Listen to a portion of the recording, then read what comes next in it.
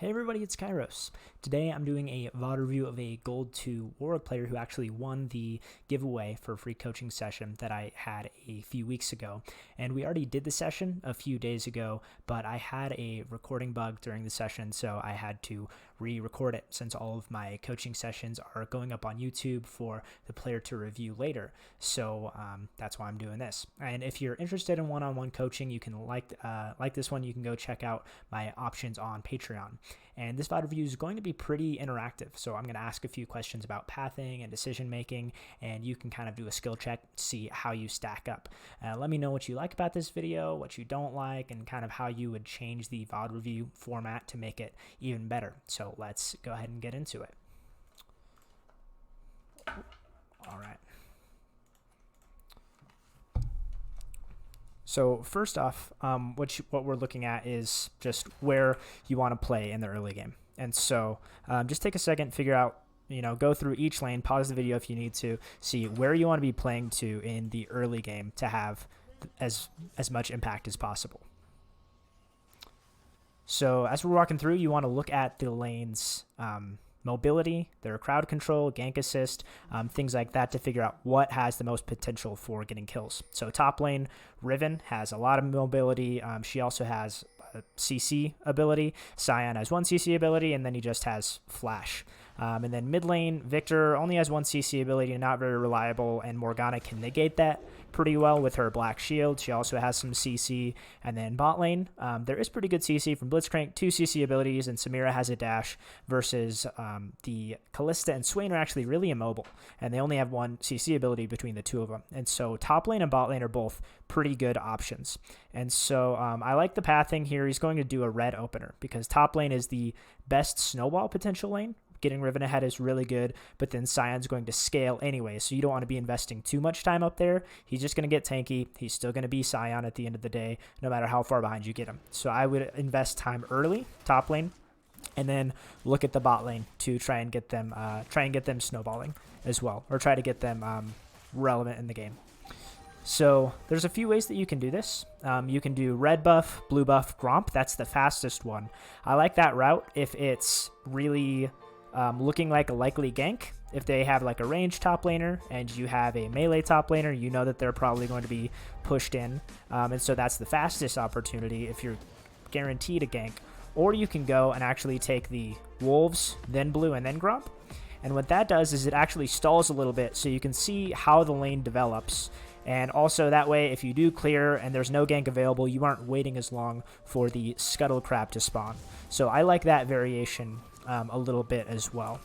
And so right as he finishes this up, top lane isn't really gankable right now. Or it might be, who knows. So there's trading. Riven has a health advantage, also has a level advantage. So take a second, what would you do? Like, what would your pathing be right now with just the lane states and all that? All right, so your options are, first, you could just continue clearing the bottom. So just say this isn't gankable, and then you clear all the way down bottom. But I don't really like that option because you don't want to clear either of these AoE camps. You just can't really clear them as Warwick until you get Tiamat. So that's not a great option. Second, you can go and use this top priority to invade, and you can get pressure him off the red buff because you saw Jax started on bot side if you're paying attention. So you could go try and find the Jax, try and get information, and you know that Riven can follow faster than the Sion can because she has lane priority, level advantage, and the mobility advantage we already talked about. And so I really like that option of trying to sniff out where Jax is, and then if he comes in, he's trying to gank this because every lane that's too pushed for you means that it's a gank opportunity for the enemy. And so coming up and covering for Riven and denying a Jax gank is a really, really good option in my book. And now here they're trading up here a little bit in top, and Sion gets really low.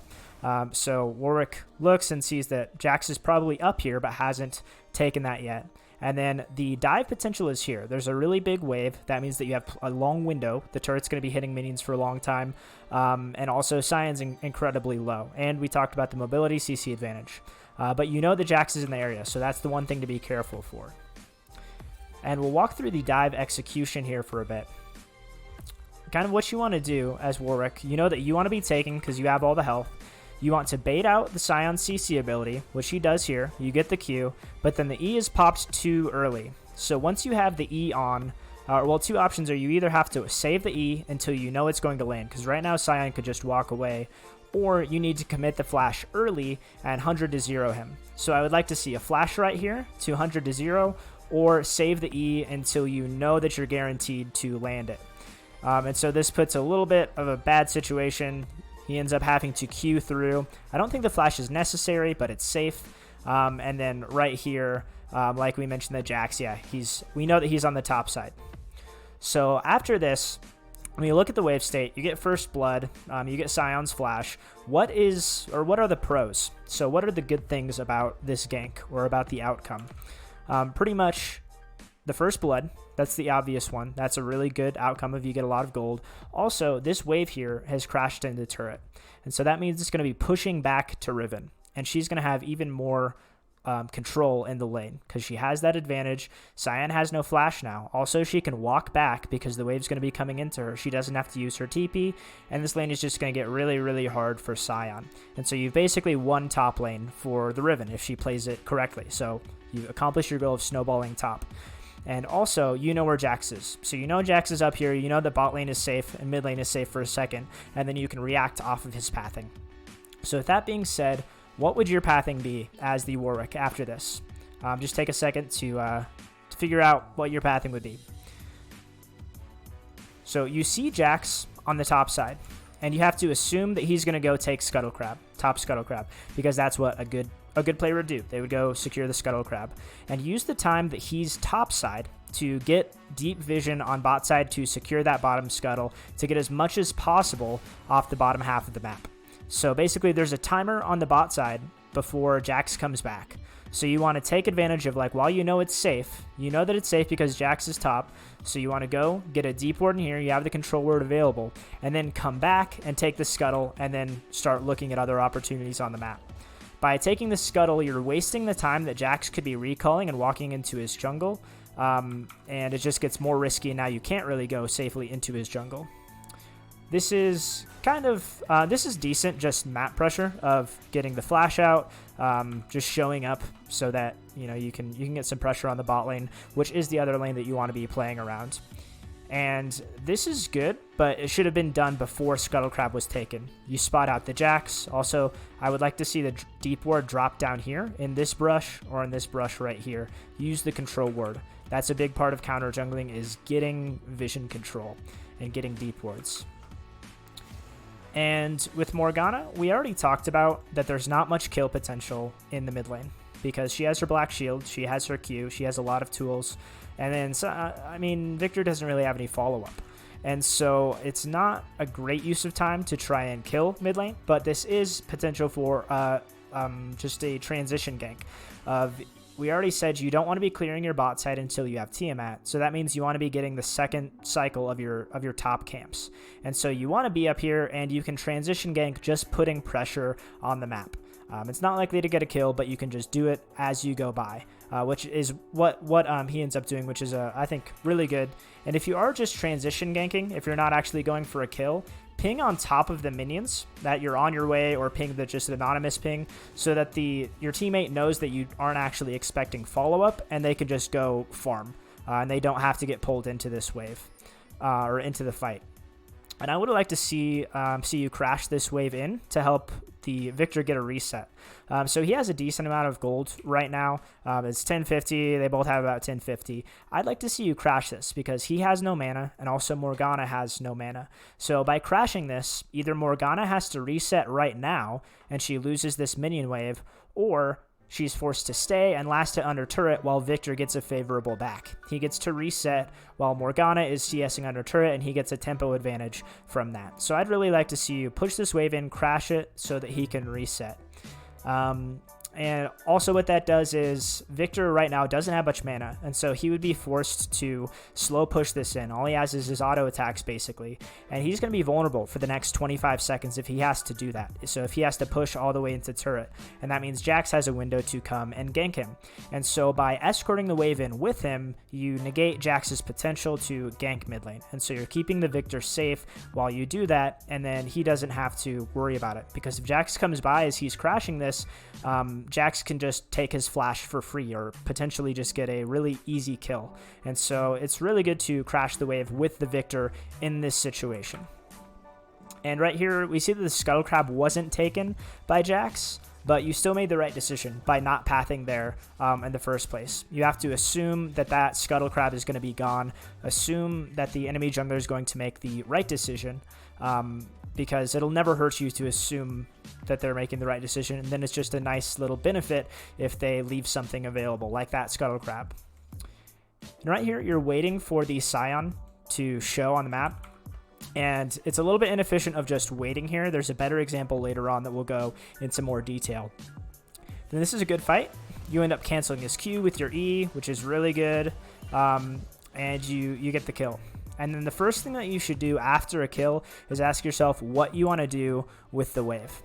So right now, Riven has a minion advantage. The cannon has more health than Scion's cannon, and also there are more minions on this side, and so it's going to push towards Scion if nothing else changes. So if Scion hits the wave, and if he clears all this, then that means these minions are going to be at an advantage, and then Riven has the potential to freeze on her side. If that happens, you don't want to crash the wave, because she has the potential freeze that she could set up and just suck out more resources from the Scion. But if Scion doesn't kill these minions, then you want to help her crash this into the turret so that the next wave will bounce back towards Riven and she can retain control of the wave. And so this is what you should be thinking through after a team fight win or after a gank. Look at the wave. And always remember that the wave on the enemy side of the map mirrors your side of the map. And so you know that minions are just passing your inner turret, so minions are just passing the inner turret on Scion's side also. That gives you an idea of how long you have to crash a wave. Since the wave is all the way back here, or if it's even further in base, that means you have a long time before the minions are going to come up to the turret, and so you have plenty of time to crash the wave. If the minions were all the way up here, maybe at Tribrush, then you know that you don't really have very much time before the wave comes up to the turret, and so you have to crash the wave very, very quickly to make sure that it gets under the turret and that the turret will deny the wave, deny the XP and the gold, and it'll bounce back. Hold on, there's an ad. All right, so that's important to check out the wave after. So then we continue on, and you clear to get your Tiamat. So you need 1125 to complete the Tiamat, and that's what you're looking for right now, because that opens up your entire bottom side of the map. And I would reset here after the wolves. You need, like we said, 1125, and resetting right here would be pretty good for a few reasons. So Samira dies right now, and if you were resetting, you would actually be coming out of base about the same time that she is, and you would both get to spend your gold, although she doesn't have very much right now. So she'd be coming out of base, and you would also be coming out of base with Tiamat. And keep in mind that Dragon is up, and also the blue buff is spawning, and so you have a good reason to believe that Jax is going to be on this side of the map. And so you want to be as strong as possible if you see a fight coming up. And so this would be a good back timing. You could get your Tiamat, get back on the map, and look for a gank bot lane, because you know that they really want to crash this wave. So Kalista and Swain want to crash this wave into turret, and you want to be there to potentially gank them when they're vulnerable. And we're actually going to see that exact scenario play out here, just you're going to be a little bit delayed of when you're getting onto the map. All right, so Jax is top, and then Samira and Blitzcrank are back in the lane right here, and Kalista and Swain are pushed all the way up. So after this wave dies, the next wave is going to catch right about these banners. So it's going to be held right in front of the turret as long as it doesn't, nobody autos it, as long as it's still there. So that's where it's going to crash. and that's a really good wave position for you for multiple reasons. So first of all, it's a place where the wave isn't under turret, and so that means Samira and Blitzcrank can follow up a gank because they aren't losing minions and XP to the turret while you're doing that. So they're, if the wave was all the way crashed in a turret, they don't want to follow up on a gank because they're losing minions to do that. And so it's really good if they don't have to lose minions to follow up. And then for Kalista and Swain, that means they have to overextend. They have to come all the way up here to try and kill these minions to get the wave to crash. They're very unsafe right here, and they want to crash the wave so that they can get back here and reset. If they successfully crash the wave, then this gank potential goes away. And so for those reasons, this is a window that you have right now that's like going away. And so you want to get out here and gank this while it's still in this position, because right now the window is open and it's slowly closing. If Swain walks up and helps crash this wave, then they would actually be safe and they wouldn't have to worry about the gank. But because Swain ints it a little bit, you get this gank opportunity, and it works out. And they're both still level 5. Samira and you both got to reset, and so you're stronger than them. Swain and Kalista just hit their 6s during that gank, so it's a little bit unfortunate. And you end up getting the kill. A little bit scary with the Swain. And the right decision here is to crash this wave, deny golden XP. Unfortunately, you take a few shots there. I think you could have gone to Drake if you didn't tank the shots, but that's good. You're denying this entire next wave. Good reset timer. So I'm going to pause right here and just ask what's everyone's pathing going to be now. So Samira isn't in bot lane. She's resetting. All the camps top are up. You have one camp bottom up. Drake, we can kind of assume that Jax is going to go take that, and Herald is still on the map, and you have top priority. So what would your next pathing be right now?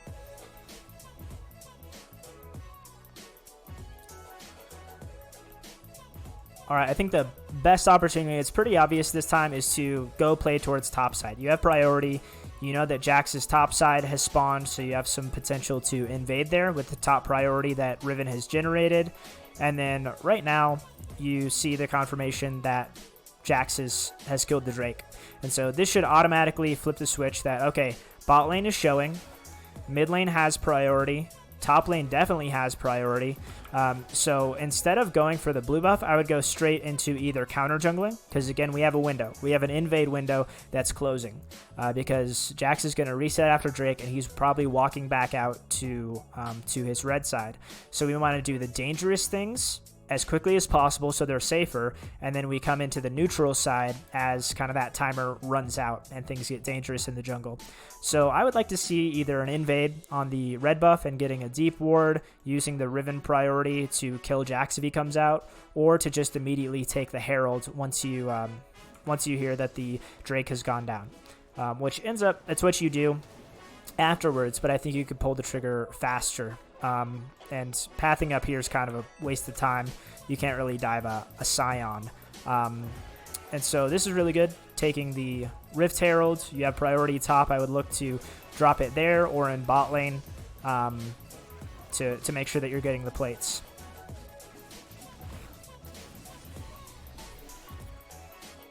Okay, this is the situation where we're talking about waiting for a gank to develop.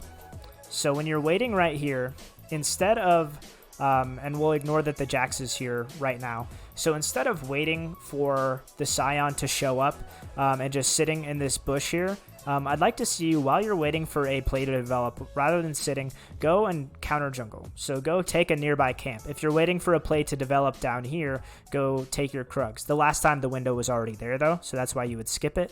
But if you're waiting for a window, or you're waiting for something to appear, waiting for a gank opportunity, then you want to be as efficient as possible. So get things done while you're waiting for it.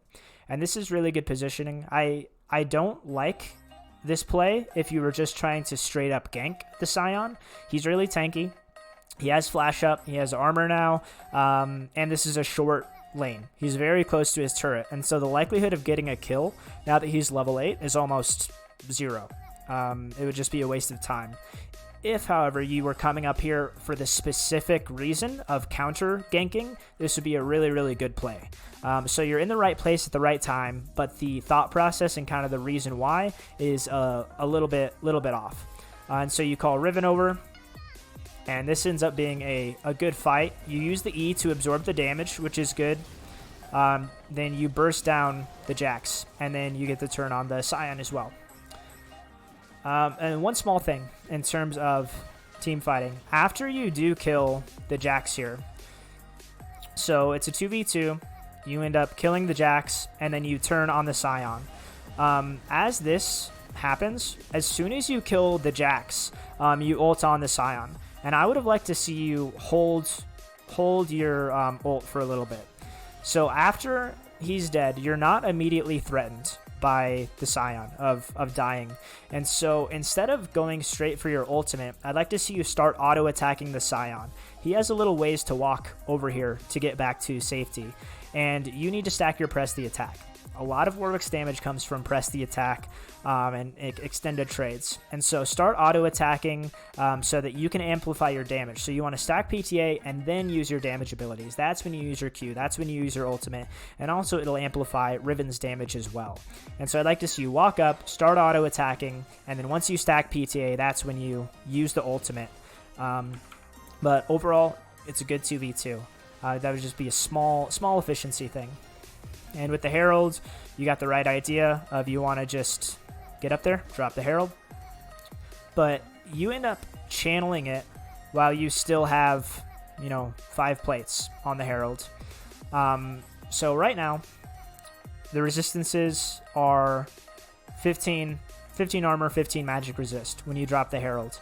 And turret plates, when they get taken off, they give the turret bulwark stats. And so for each turret plate that you take off, you took off one plate, they went up to 95 armor, 95 magic resist. And Rift Herald does 2 turret plates of true damage. And so you want to use the true damage from the Herald, now that resistances go up to 255 each. You want to use the Rift Herald on the last 2 plates so that you aren't spending just a ridiculous amount of time like this getting the last plate or 2 down. So the golden rule is to get the turret down to about 2.5 plates, and then you channel the Rift Herald, and it'll one-shot the last 2 plates that have just a huge amount of armor and magic resist. Saves you a lot of time. Then you go for the counter jungling. I would have liked this if you used Herald efficiently, but instead it took too much time. Morgana then gets to roam away. Scion's back up, and Jax is also alive as well. And so this is really risky. You could have done it if your efficiency was good, and then this is just an overstay. You end up dying. All right. And then coming up now, we have Drake spawning soon. So what would your pathing be right now? Basically, the information we have is top turret's gone. All your camps except for blue buff are up. Your bot lane is resetting right now, and Herald is gone. And then Drake spawns in 1 minute and 50 seconds. So what would your pathing be? Your goal should be from here to farm as much as possible before getting to Drake about 20 seconds early. And so to do that, you would want to clear all the way top to bottom. So you would clear these camps into your bottom camps, and then you would be around Drake right as it spawns. But if you clear your bottom camps and then you have about like a minute before the Drake spawns, the only place that you can go is top to farm, and you're just going to be wasting some time waiting around for the Drake to come up. And you don't really want to be on the top side of the map anymore. You already won that. The turret's gone, Herald is gone, there's no reason to be on the top side of the map. And so you want to clear top to bottom in this situation to make sure that you're as efficient as possible with your time. And while you're down here, so Jax just shows on the map, but then you run up to the top side. And this is kind of an issue because right now you win the fight. You win the 3v3 down here. You're pretty strong.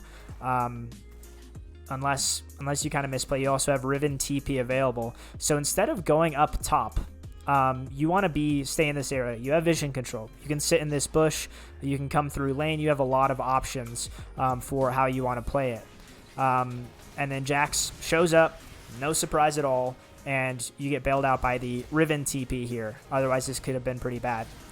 And then you end up having to run all the way across the map anyway. So your pathing and what camps you chose to do put you on the top side of the map because you didn't have any efficient options down there. So instead, you want to path top to bottom. That way, you're on the side of the map that you want to be on when you want to be there. And then this is a good follow-up. So this is, just good team fighting, opportunistic. And then again, you crash the wave and then head over for, you don't crash the wave, which is fine. Drake is good here. And then you kind of get some counter jungling. You get to look at what's going on. And then you're looking for a reset, I think. All right, we're at 15.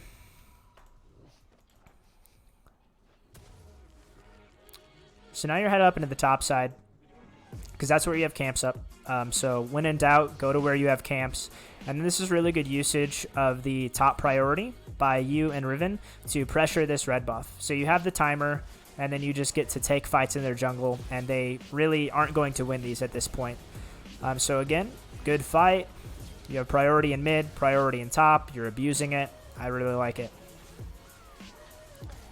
And then this is a little bit of greed, a little bit of trying to do too much. So after that fight, you just want to clear this top side and then go take Herald. Herald just spawned, and so that's the most efficient play that you could take. But instead, Riven kind of baits you into staying around the area for the Jax coming back, and you shouldn't let other players change your mind. If you know that a play is right, don't let them ping you and make them stay. Like, you need to be confident that you're making the right decisions, and you need to be a leader on your team. Like, you're the jungler, you're the macro person. You need to not greed. You have to play these right and be the leader, and just go back and ping the Herald to make sure that you're getting that.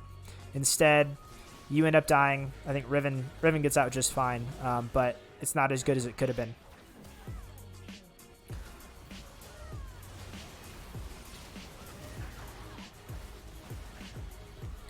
And they die anyway. But all right, so then you come up and end up taking the Herald anyway, which is the right play. Clearing the Heralds, making sure that you're controlling all of those objectives. Jack shows on the bottom side. And then, again, Drake is spawning in a minute and a half. So we're in a very similar situation to last time. From here, you just want to be clearing efficiently top down to bottom to be there when the Drake spawns. That's really the play here. But instead, you go into their jungle, which you've just counter jungle. Like, you literally just took these camps, but then you're walking in into fog, and there's not anything to do in here. And Drake is spawning in a minute, so you don't want to risk it. And right here, you get collapsed on. This is a good use of a defensive ult so that your Riven doesn't get baited in. You aren't baiting your team. It's better to lose that cooldown than to have your team all funnel in and lose a big team fight. And now the other team wants to ARAM, and you're like, sure. I think that's totally fair. You have Riven rotating down. Cyan has no ultimate. This is a good look for you guys with the Drake coming up in 35 seconds. Swain mispositions, Kalista gets hooked, and this is just big team fight win. And then you immediately are thinking Herald, which is really good. You want to drop this, go take the Drake, because now you have a 3-person advantage. So it's a 5v2. There's no need for you to also be there to push. Your teammates can handle the push just fine. You can solo the Drake, and that way you maximize the gold on the map. They don't need your help pushing mid lane by any means. And I think one of them dies here, or maybe they don't. They push it a little too far. Blitz dies, but you still get the Drake, which is totally worth. And now, one important thing at this point in the game is matching resets. So both of your carries are up here, and they are trying to reset after, obviously, a big team fight. You've been on the map for a while. So when to reset is you farm when your carries are farming, and then you reset when your carries are resetting. You want to be on the map at the same time that they are, like ready for a fight when they're ready for a fight. And if they're farming, that's when it's okay for you to go farm. You don't want to be the reason why a fight is delayed, or you want to be in position if a fight does break out to not be 10 seconds behind or whatever that may be. So you end up getting a good back timer here of Riven and Samira are channeling. You take this last camp and then you channel your back. And so this is good timing as opposed to the Blitzcrank, who he died. And so he's on a different timer and he's not paying attention to his carries. He's not paying attention to the timers of his team and what they want to do. And nobody is within like any distance of Blitzcrank on this. And then he ends up inting, and then he brings Riven in because she feels obligated to help him out. But she just came off a reset, and this just ends up being really sloppy. And if you were any other champion, if you weren't Warwick, you would not be able to help in this fight, and Samira would just be dead. Because you just get to the fights really quickly. So don't be like Blitzcrank. Know your reset timers and reset around your carries, reset around your teammates to avoid these kinds of situations and these throws. That was a lot of gold given back over.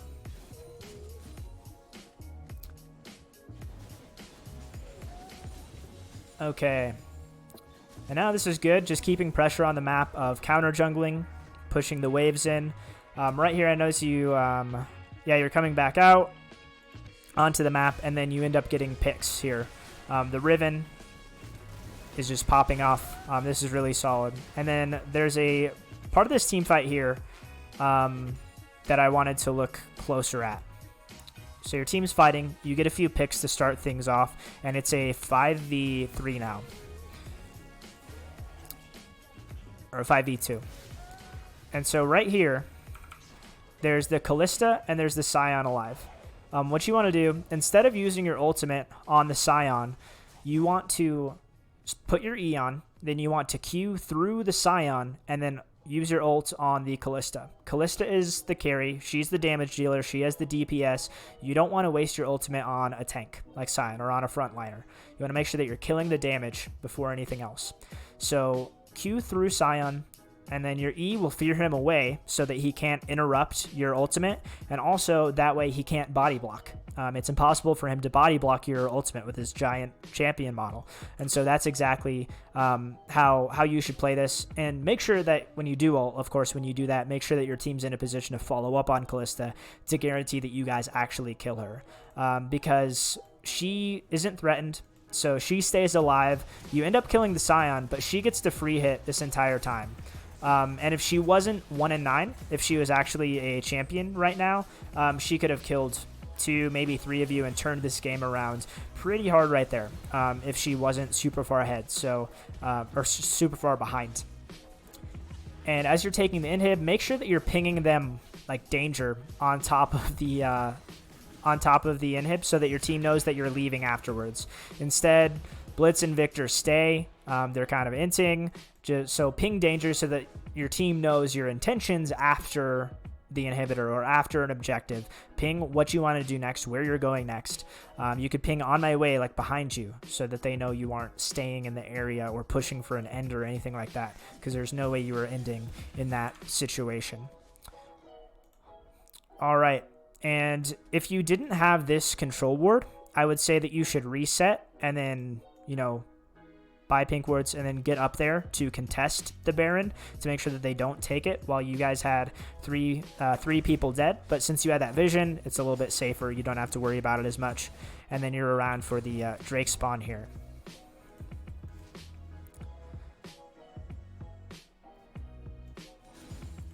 And I'd try to get out of the habit of showing bottom when the Baron is up. That's a little bit risky. I would have Samira go clear that, or somebody else, because as soon as the jungler is bot, they can go start the Baron, and there's nothing that you can do about it. So good teams are going to pick up on that, and they're going to punish you for showing bottom, where you can't contest the Baron at all. And then having this ward here is really valuable. So that's your control ward on the Baron, and you want to keep this there. If the other team isn't so far behind, or if they're smart, they'll be in position to trade objectives. They know that you're probably going to try to take either this or they're going to try and take the, or you're going to try and take the Baron. And so keeping one ward here is really important. That's all you need to know if they're going to take the Baron, if they're going to try and trade objectives. So by moving the ward over here, you actually lose quite a bit because that part of the map goes completely dark. And now you're giving them the opportunity to trade the objectives. And so as soon as they put this scanner in here, or they put the Farsight in here, then they know that you're on this, and they could go trade for the Baron. And this ward doesn't really add anything. Riven already has wards over here to TP to. She could TP to the wave, so she doesn't need this ward for TP possibility. And so it would be better just keep the ward on Baron in this situation. So you dive the Morgana, and then you end up getting this team fight. Goes pretty well for you guys. It's a little bit rough. With the Swain isn't super easy to kill, but then you end up coming out on top, and your team can kind of like potentially look for an end, or that's what they end up doing. I wouldn't ping them off of it. I mean, they could try going for the end just fine. It's not a huge deal if they can't get it. At least they get this second inhibitor, which is the safe play, which is nice to see.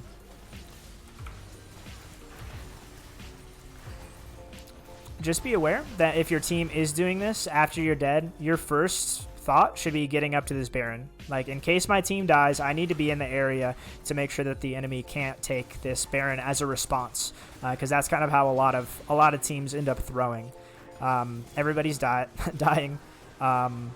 Riven goes down too, and so right now your thought process, you're in the right position of being around the Baron, making sure they can't just come take this for free. So again, we have a counter jungle window. We have a window that everybody's in base. Jax is dead right now. And so the things that should be on your wish list for, you know, this next 15 seconds that you have their jungle uncontested is red buff, deny their scryer, then ward the pit, and get scuttle. Those should be the things that you want to do. The most dangerous thing is getting the red buff, so that should be first. The second most dangerous thing is getting like a ward right here. You want to put it in that spot where it's hard to hit. Then the third thing, most dangerous, is getting the scryer, and then the safest thing is getting the scuttle crab, so you do that last. And so you do all the right things. Just the order I would change a little bit different. I would get the red buff first, and then you want to go deny this plant, put the ward right there, and then get scuttle. And from there, if you see them coming to take the Drake, I would sit in the tri-brush right here and position for a steal. Position for hopefully taking the blast cone over, then ulting out on a steal, something like that. If they were actually contesting it, which they aren't. Okay, so now your team has priority around the Baron. You have 2 inhibitors down, and so you have supers bottom and you have supers mid. All you need to do right now is wait. Supers are going to flood their base in about 25 seconds, and they're going to have to send somebody to answer the base. And once they do that, then you can take the Baron for free.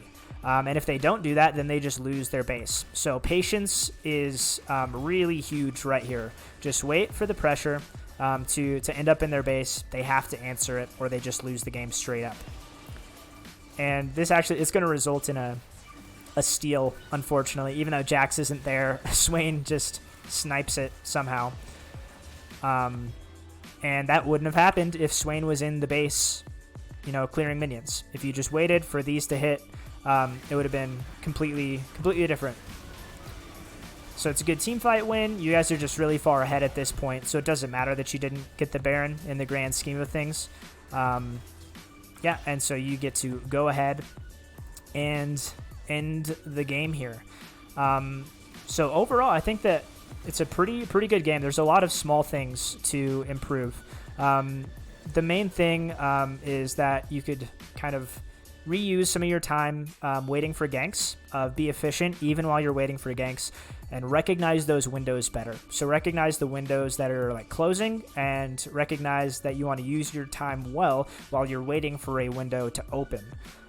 Also, some of the other things, let me pull up real quick the notes that I had from this session. 1 second.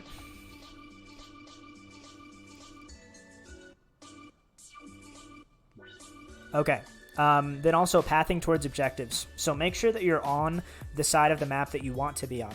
Make sure that you're pathing efficiently towards the objectives as they spawn, so that you aren't clearing your bottom side and then you're like, oh, I got 35 seconds before Drake spawns, I have to go top to farm those camps. Try to sequence those better so that you're using your time well.